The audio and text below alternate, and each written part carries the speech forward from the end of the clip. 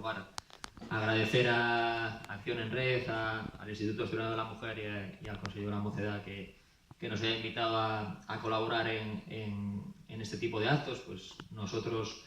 encantados como entidad de poder aportar nuestro grano de arena a dar visibilidad a un problema y a una lacra de esta sociedad como es pues la violencia sexista.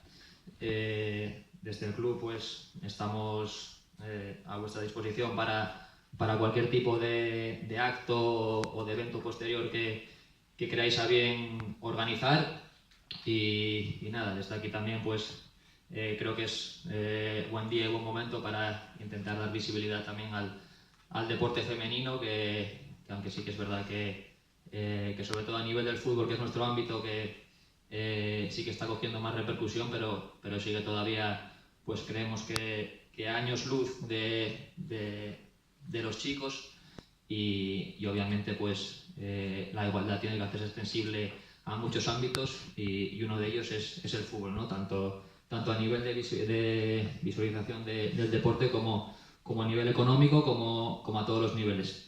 Y nada más, agradeceros de nuevo el haber contado con nosotros para esta iniciativa y nada más.